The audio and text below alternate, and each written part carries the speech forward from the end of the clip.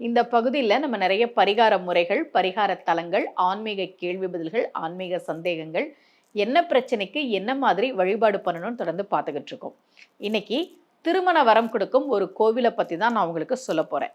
என்னுடைய பதிவுகளில் நான் தொடர்ந்து திருமண வரம் கிடைக்க நாம் சொல்ல வேண்டிய பதிகங்கள், பாசுரங்கள், திருப்புகழ் பாடல்கள், அபிராமி அந்தாதி பாடல், இது மாதிரி நான் நிறைய சொல்லியிருக்கேன். நிறைய கோவில்களும் கூட நான் கொடுத்துருக்கேன். அது எல்லாமே பொதுவான பரிகாரங்கள் தான்.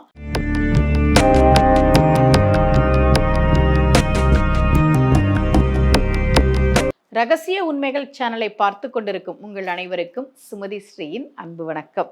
உங்க ஜாதகப்படி 7ஆம் அதிபதி எப்படி இருக்கு, சுக்கிரன் எப்படி இருக்கு, 2ஆம் இடம், இதெல்லாம் பார்த்து நம்ம பரிகாரம் சொல்லுவோம்.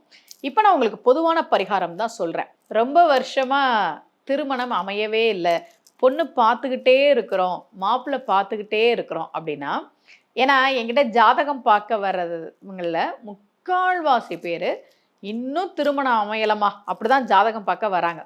மற்ற பிரச்சனைகள்லாம் ஒரு கால்வாசி தான். குழந்தைகளுக்காக கேட்கறது, படிப்புக்காக கேட்கறது, உடல் நலத்துக்காக கேட்கறது, வீடு வண்டி நிலம் சம்மந்தப்பட்டதுக்கு கேட்கறது, இதெல்லாம் பார்த்தீங்கன்னா ஒரு கால்வாசி தான். முக்கால்வாசி பார்த்தீங்கன்னா திருமணம் அமையலை, பல வருஷமாக பொண்ணு பார்த்துக்கிட்டே இருக்கிறோம், பல வருஷமாக மாப்பிள்ளை பார்த்துக்கிட்டே இருக்கிறோம், பொண்ணு பார்க்குறோம் அமைய மாட்டேங்குது, இந்த பொண்ணு தான் அப்படின்னு நம்ம மனசில் நினச்சிட்டோம், முடிஞ்சிரும் அப்படின்னு நினைக்கிறோம், ஆனால் முடிய மாட்டேங்குது, இந்த மாதிரிலாம் சொல்லுவாங்க. அதனால சரியான வயசில் திருமணம் அமையணுன்றதும் முக்கியமானது இல்லையா? திருமணம் 40 வயசில் நடக்கிறது, 45 வயசில் நடக்கிறது அப்படிங்கிறது, அதுக்கப்புறம் நம்ம வாழ்க்கையை தொடங்கும் போது அதில் சில சிரமங்கள் இருக்க தான் செய்யுது. அதனால யாருக்காவது ரொம்ப வருஷமாக நாங்கள் பொண்ணு பார்த்துக்கிட்டே இருக்கிறோம், மாப்பிள்ளை பார்த்துக்கிட்டே இருக்கிறோம், இன்னும் ஒன்றும் அமையலை அப்படின்னா, அவர்கள் சென்று வழிபாடு செய்ய வேண்டிய கோவில்கள் ஒன்று. இது என்னுடைய கிளைண்ட்டுக்கு நான் கொடுத்துருந்தேன். என்கிட்ட ஜாதகம் பார்த்தவருக்கு அவருடைய ஜாதகப்படி அவர் போக வேண்டிய கோவிலாக நான் சொல்லியிருந்தேன்.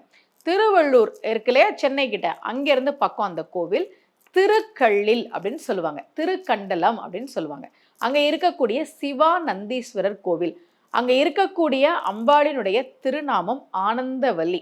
நான் அவருடைய ஜாதகத்தை பார்த்துட்டு அந்த ஜாதகப்படி அவரை நான் அந்த கோவிலுக்கு போகணும்னு சொன்னேன். போய் சிவானந்தீஸ்வரரை போய் வழிபாடு பண்ணுங்க, ஆனந்தவல்லி அம்பாளை வழிபாடு பண்ணுங்க, கூடவே முக்கியமாக தட்சிணாமூர்த்தியை வழிபாடு பண்ணுங்கன்னு சொன்னேன். ஏன்னா அவருடைய ஜாதகப்படி தட்சிணாமூர்த்தியையும் வழிபாடு செய்யணும் அப்படின்னு இருந்ததுனால அதை நான் அவருக்கு பரிகாரமாக சொல்லியிருந்தேன்.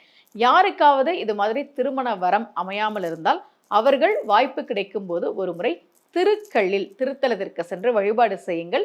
இது பொதுவான பரிகாரம் தான்.